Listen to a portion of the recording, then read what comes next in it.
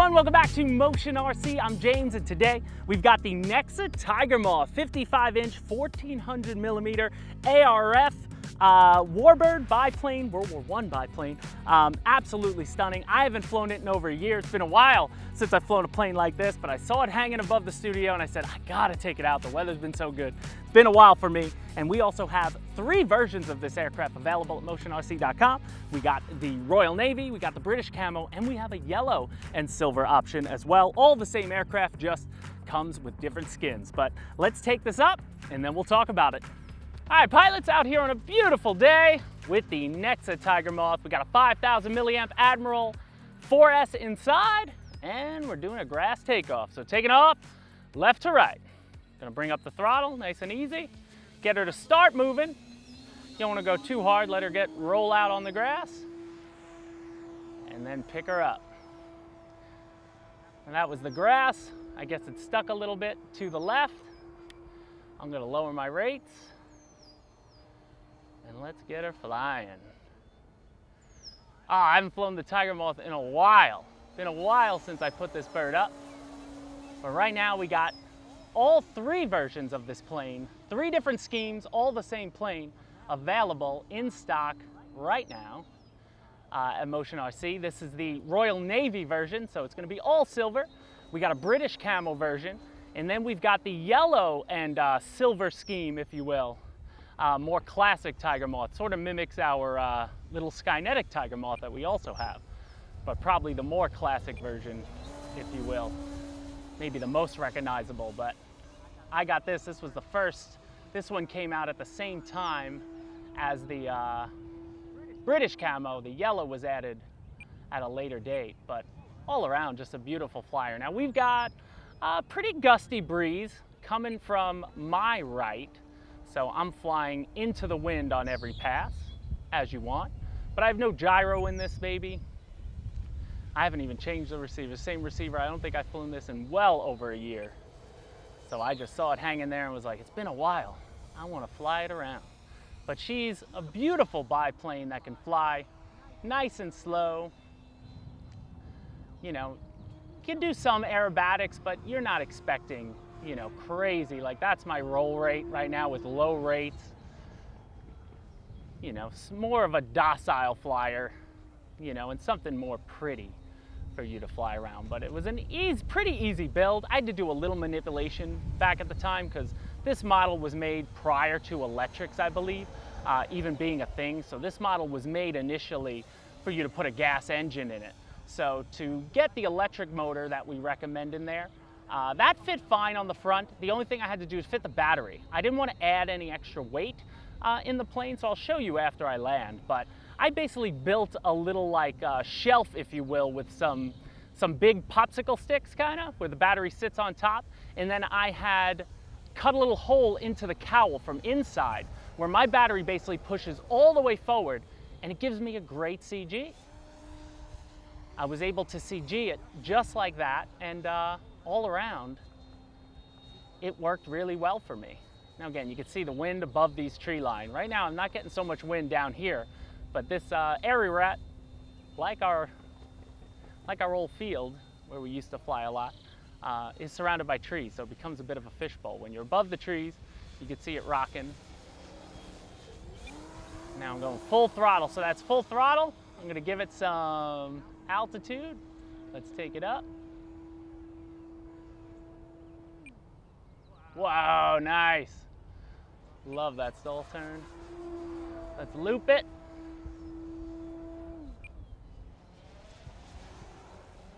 Oh, she's a gorgeous flyer.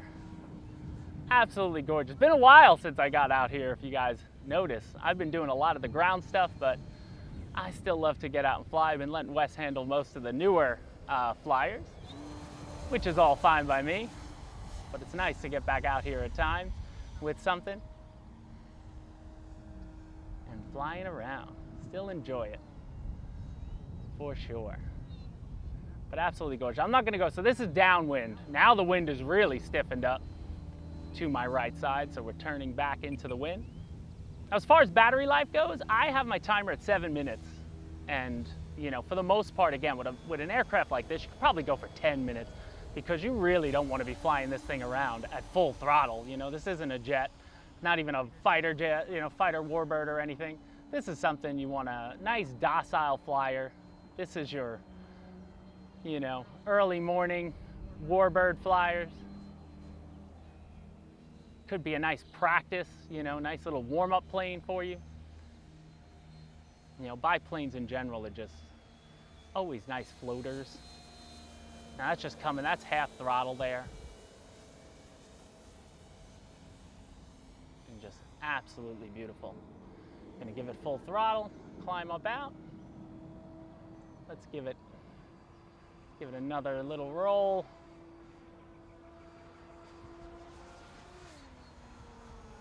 Nice. Now we'll switch angle. Let's fly into the wind this way. Come across my face.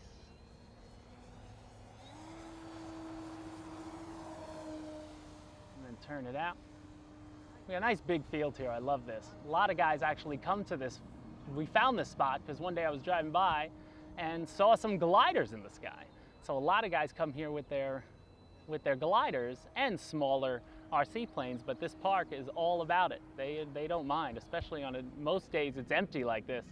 So it's great. At night you don't want to come here because it's always packed with kids playing all sorts of sports. But we got a lot of open space really close to our house, and overall just a great spot to fly. I'm looking at my timer. It says I got 1:42, so I still got plenty of time, but I think I'm gonna come in for a landing and see how I do there, because it's been a bit for me. Let's see if I can keep it from nosing over on the grass. It's been a while since I landed a larger RC airplane, and been even longer since I did so on grass. So now I'm cutting throttle here, diving in. Let's try to gauge my speed. I got a lot of runway here. There we go. That was power off landing. Perfect. I'll take that. So I powered it off. There's a little bit of trees here that you have to fly over, so I didn't want to. It's hard to get fully low. If I stand a little farther out, it's probably better. But all around, she taxis beautiful on the grass. She looks good in the sky. Again, available right now in 3 different versions, so all of those will be on the website. But let's talk about it. So you have it, guys. That was a pretty honest flight. I haven't flown in a while. That was my first flight on this thing in well over a year, if not more. But absolutely beautiful. Left every setting on my transmitter the way it was and just went for it, and I couldn't be more happy. I'm definitely going to take it for another flight here. But some of the stats again about the Nexa Tiger Moth. She's 55 inches or 1400 millimeter wingspan. Again, she's a kit, so you're adding all the receivers, you know, your ESC. If you're going with electric like I have here, I use the GP5. That's the Admiral GP5 motor. Fits perfectly on there with the prop that we sell. Again, everything on the page you could see that's recommended, at least for the electric setup, is in this aircraft. That's how I always want to build them, the way we sell them online. But all around, beautiful, simple, you know, 4-channel aircraft. You got throttle, aileron, elevator, and rudder. That's it. There's no flaps on this thing. There's some nice compartments on it, like you could easily get a receiver or your gyro up here if you wanted to. There's space for that. I have nothing up there. This is just easy access to take the wing bolts off. But again, this is an aircraft I don't really want to take the bottom and top wing off ever, so I've never done that, but that's magnetically driven. Again, when you pull these Nexa planes out of the box, all the covering is already done and there. You know, you don't have to do any stuff like that. You're just, again, putting in your servos, you're putting in your, you know, your control horns, doing all the setup. But anybody who's ever built an ARF knows that it's a lot easier to assemble an ARF than it actually is to build a kit or something from scratch. ARFs always say on the box 95% complete, and it might seem like a lot of work, but that 95% to get it in ready to go in the ARF is a lot of work put in. But then taking a look inside again at where my battery is, you can see that I created this sort of shelf here. I used a free wing strap.